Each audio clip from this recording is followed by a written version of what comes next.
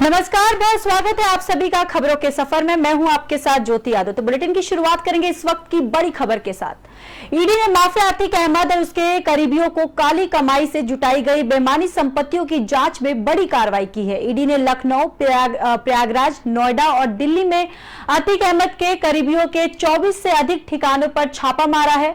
वहीं ईडी ने कई संपत्तियों से जुड़े दस्तावेज कब्जे में किए हैं। सूत्रों का यह भी कहना है कि अतीक अहमद से जुड़ रहे कई रियल एस्टेट कारोबारियों को भी ठिकाने का खंगाला जा रहा है। नकदी भी बरामद की गई है। दरअसल प्रयागराज में माफिया अतीक अहमद के खिलाफ ईडी ने मनी लॉन्ड्रिंग एक्ट के तहत केस दर्ज कर अपनी जांच शुरू की। ईडी ने इससे पूर्व 12 अप्रैल को प्रयागराज में अतीक के करीबी बिल्डर विनायक सिटी मॉल के मालिक संजीव अग्रवाल, अमित दीप मोटर्स के मालिक दीप भार्गव और चायल के पूर्व विधायक आसिफ जाफरी के आवासों पर 15 ठिकानों पर छापेमारी की थी। जबकि 15 अप्रैल को प्रयागराज में पुलिस अभिरक्षा में अतीक अहमद और उसके भाई अशरफ की 3 शूटरों ने गोली मारकर हत्या कर दी थी। इस वारदात के बाद ईडी की जांच की रफ्तार थोड़ा सुस्त पड़ गई थी। वहीं ईडी ने 12 अप्रैल को की गई छापेमारी के दौरान अतीक के रिश्तेदार खालिद जफर, उसके वकील और सहयोगी सुल्तान हनीफ खान और अन्य सहयोगियों के ठिकानों से 100 से अधिक संपत्तियों के दस्तावेज बरामद किए गए हैं। दरअसल छापेमारी में 75 लाख रुपए, विदेशी मुद्रा, नोट गिनने की 2 मशीनें, सोने चांदी के जेवर, 200 बैंक खातों और 50 शेल कंपनियों से जुड़े दस्तावेज भी बरामद किए गए हैं।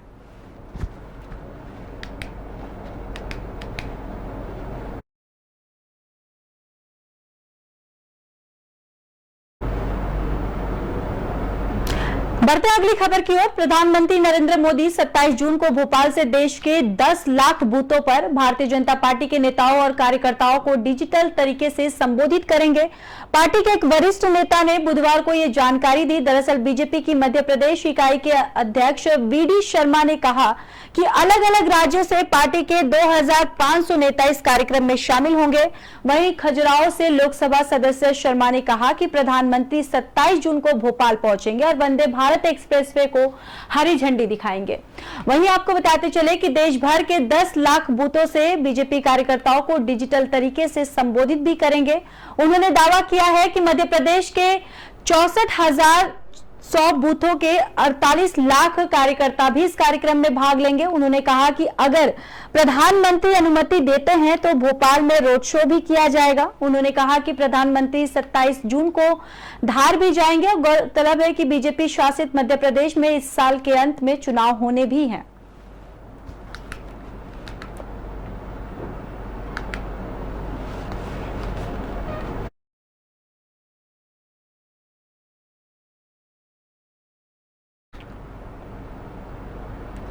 चक्रवाती तूफान बिपरजॉय आज शाम गुजरात के तट से टकराएगा। तूफान कच्छ जिले के जलाऊ बंदरगाह पर लैंडफॉल करेगा। वहीं अनुमान ये भी जताया जा रहा है कि गुरुवार की शाम जब तूफान तट से टकराएगा तब उसकी स्पीड 125 से लेकर 150 किलोमीटर तक होगी।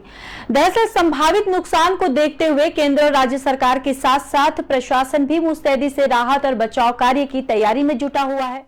राष्ट्रीय आपदा प्रतिक्रिया बल के उप महानिरीक्षक मोहन सिंह शहीदी के मुताबिक पिछले 2 दिनों के अंदर गुजरात के तटीय इलाकों में 74,000 से ज्यादा लोगों को सुरक्षित स्थानों पर पहुंचा दिया गया है। अनुमान है कि तूफान के चलते 8 जिलों के 442 निचले गांव बारिश से प्रभावित हो सकते हैं। अकेले कच्छ में करीब 34,300 लोगों को निकाला गया है। तूफान से निपटने के लिए एनडीआरएफ ने गुजरात और महाराष्ट्र में टीमों को तैनात किया है। वहीं 18 टीमें गुजरात में एक्टिव रहेंगी। इसके अलावा एक टीम दादर और नगर हवेली के साथ दमन और दीव में भी मौजूद रहेंगी। दरअसल गुजरात की बात की जाए तो एनडीआरएफ की 4 टीमों को गुजरात के कच्छ जिले में, 3 टीमों को राजकोट और 3 को द्वारका में तैनात किया गया है। गुजरात के जामनगर में 2, पोरबंदर में, जूनागढ़, गिर सोमनाथ, मोरबी, वलसाड़ और गांधीनगर में एक टीम को तैनात की गई है। और वहीं महाराष्ट्र की बात करें तो वहां पर 14 टीमों को लगाया गया है। इसमें से 5 को मुंबई में तैनात किया गया है, जबकि बाकी को अलर्ट मोड पर रखा गया है। हर टीम में करीब 35 से 40 कर्मचारी हैं। सभी पेड़ और पोल कटर, हवा वाली नाव और बुनियादी दावों से लैस है। तो बिपरजॉय तूफान को लेकर आज गुजरात में अनुमान लगाया जा रहा है कि कि बिपरजॉय जो तूफान है आज गुजरात में वो टकराएगा। इसको लेकर वहां पर सब तैयारियां शुरू कर दी गई है और सारे इलाके को तैनात कर दिया गया है। दरअसल 2 दिनों के अंदर गुजरात में तटीय इलाकों से 74,000 से ज्यादा लोगों को सुरक्षित स्थानों पर पहुंचा दिया गया है।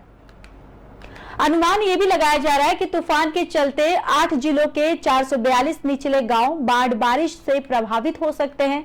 अकेले कच्छ में करीब 34,300 लोगों को निकाला गया है। तूफान से निपटने के लिए एनडीआरएफ ने गुजरात और महाराष्ट्र में टीमों को तैनात किया है। 18 टीमें गुजरात में एक्टिव रहेंगी। इसके अलावा एक टीम दादर नगर हवेली के साथ साथ दमन और दीव में भी मौजूद रहेंगी। गुजरात की बात की जाए तो एनडीआरएफ की टीम 4 टीमों को गुजरात के कच्छ जिले में, 3 टीमों को राजकोट और 3 को द्वारका में तैनात किया जाएगा। गुजरात के जामनगर में 2, पोरबंदर, जूनागढ़, गिर सोमनाथ, मोरबी, वलसाड़ और गांधीनगर में 1-1 टीमों को तैनात किया जाएगा। महाराष्ट्र की अगर बात की जाए तो वहां पर 14 टीमों को लगाया गया है। इसमें से 5 को मुंबई में तैनात किया गया है, जबकि बाकी को अलर्ट मोड पर रखा गया। हर टीम में करीब 35 से 40 कर्मचारी है। सभी पेड़ और पोल कटर, हवा वाली नाव और बुनियादी दवाओं से लैस है।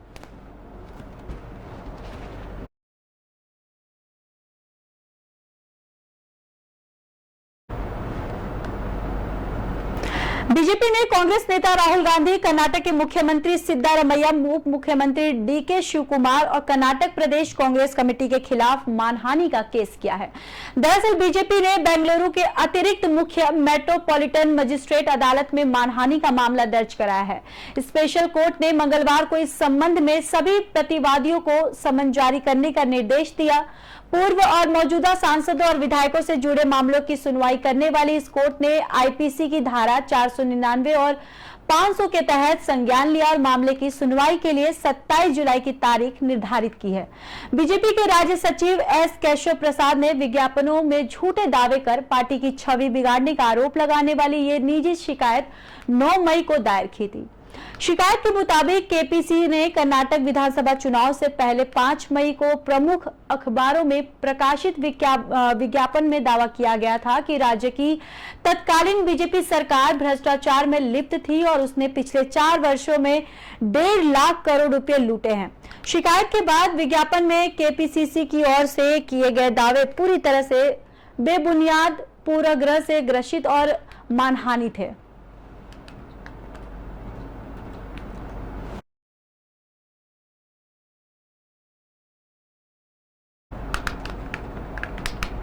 तो वहीं चीन की सीमा से महज 50 किलोमीटर वायु मार्ग की दूरी पर उत्तराखंड के पिथौरागढ़ जिले में नैनी सैनी एयरपोर्ट से विमान जल्द ही उड़ान भरना शुरू कर देगा। दरअसल देश के अन्य पर्वतीय स्थलों से एक उत्तराखंड का यह एयरपोर्ट अपने आप में अनोखा है। खबर है कि चीन की सीमा से करीब 50 किलोमीटर की हवाई दूरी पर पिथौरागढ़ में नैनी सैनी एयरपोर्ट अब जल्द ही उड़ान सेवाओं के लिए खोला जा सकता है, जो उत्तराखंड के दूरदराज इस पहाड़ी क्षेत्र को देश के बाकी हिस्सों से जोड़ने का काम करेगा। खबरें ये भी आ रही हैं कि पिथौरागढ़ के नैनी सैनी एयरपोर्ट से हवाई सेवाओं की शुरुआत करने के लिए नागरिक उड्डयन महानिदेशालय की ओर से उत्तराखंड नागरिक उड्डयन विकास प्राधिकरण को इस एयरपोर्ट का लाइसेंस दे दिया गया है, जो फिलहाल इस पहाड़ी एयरपोर्ट का प्रबंधन कर रहा है। इस बात की पुष्टि करते हुए उत्तराखंड के मुख्यमंत्री पुष्कर सिंह धामी ने कहा है कि उत्तराखंड खासकर कुमाऊं क्षेत्र में हवाई संपर्क को बढ़ाने में अहम भूमिका निभाएगा। उन्होंने कहा कि पिथौरागढ़ के इस एयरपोर्ट के लिए हम प्रधानमंत्री नरेंद्र मोदी और नागरिक उड्डयन मंत्रालय का आभार व्यक्त करते हैं।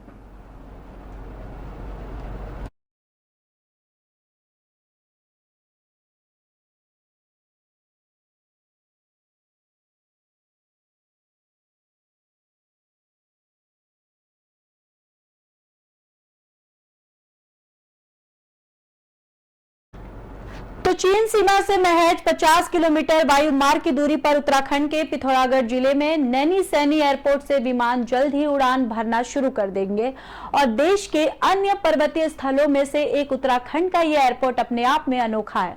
दरअसल खबरें ये भी आ रही हैं कि चीन की सीमा से करीब 50 किलोमीटर की हवाई दूरी पर पिथौरागढ़ में नैनी सैनी एयरपोर्ट अब जल्द ही उड़ान सेवाओं के लिए तैयार किया जा रहा है।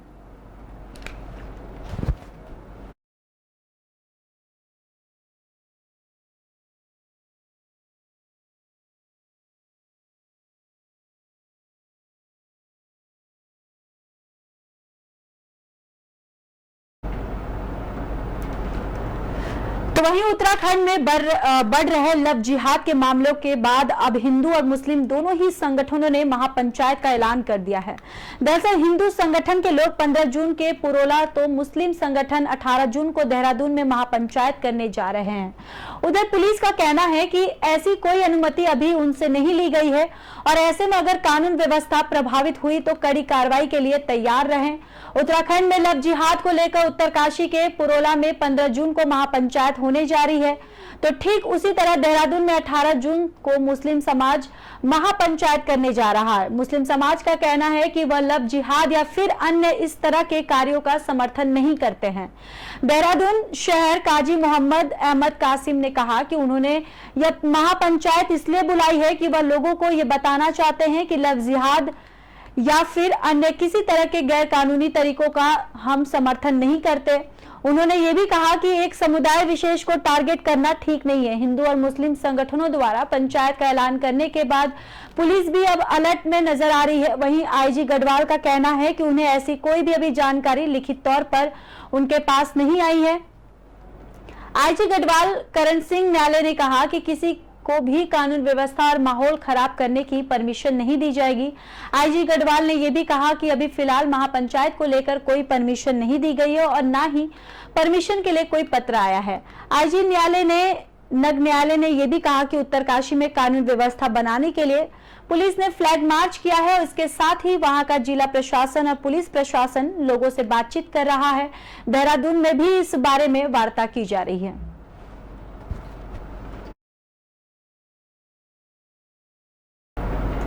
कोलकाता के नेताजी सुभाष चंद्र बोस इंटरनेशनल एयरपोर्ट पर बुधवार रात आग लगने की खबर सामने आई थी। हालांकि अब आग पर पूरी तरह से काबू पा लिया गया है। सूचना मिलते ही दमकल की 2 गाड़ियां मौके पर पहुंची थी। कुछ देर बाद आग पर काबू भी पा लिया गया और टर्मिनल के अंदर से सभी यात्रियों को सुरक्षित बाहर निकाल दिया गया। कोलकाता एयरपोर्ट के अधिकारियों ने फिलहाल आग लगने का कारण नहीं बताया है। फिलहाल शॉर्ट सर्किट के कारण आग लगने की आशंका जताई जा रही है। दरअसल आग लगने के बाद यात्रियों में अफरा तफरी का माहौल बन गया था। अधिकारियों का कहना है कि करीब 9:12 पर आग लगी है और एक घटना किसी के हताहत होने की सूचना अभी तक नहीं सामने आई है। वहीं एयरपोर्ट अथॉरिटी ऑफ इंडिया ने बताया कि नेताजी सुभाष चंद्र बोस अंतर्राष्ट्रीय एयरपोर्ट कोलकाता में check in area portal D पर रात करीब 9:12 पर मामूली आग और धुआं था, जहां पर रात 9:40 तक इसे काबू कर लिया गया और सभी यात्रियों को सुरक्षित निकाल लिया गया। वहीं चेक इन क्षेत्र में धुएं की उपस्थिति के कारण प्रक्रिया को निलंबित कर दिया गया और संचालन अब फिर से वहां शुरू कर दिया गया है।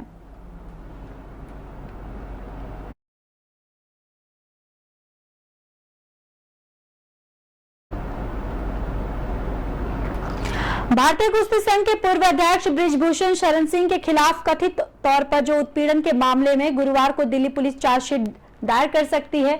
दिल्ली पुलिस के अधिकारियों ने इसकी जानकारी दी है और इससे पहले 7 जून को केंद्रीय खेल मंत्री अनुराग ठाकुर ने ओलंपिक पद विजेता बजरंग पुनिया और साक्षी मलिक से मुलाकात की थी। मुलाकात में केंद्रीय मंत्री ने आंदोलनकारी पहलवानों का आश्वासन दिया। मामले में चार्जशीट 15 जून तक दायर की जाएगी और जिसके बाद उन्होंने अपना आंदोलन स्थगित कर दिया। इससे पहले भारतीय कुश्ती संघ के पूर्व अध्यक्ष और बीजेपी सांसद बृजभूषण शरण सिंह के खिलाफ यौन शोषण का आरोप लगाने वाली 6 में से 2 महिला पहलवानों ने दिल्ली पुलिस को ऑडियो और विजुअल सबूत के तौर पर सौंप दिया है। दिल्ली पुलिस इन सबूतों की जांच करने में जुटी थी। पुलिस अधिकारियों ने तो चुप्पी साध रखी थी, लेकिन एक वरिष्ठ सूत्रों ने दावा किया है कि दिल्ली पुलिस इस मामले में जल्द ही कोर्ट में आरोप पत्र दाखिल करने जा रही है। 15 जून के आसपास आरोप पत्र दाखिल कर दिया जाएगा और एसआईटी दिन रात एक कर आरोप पत्र को अंतिम रूप दे रही है।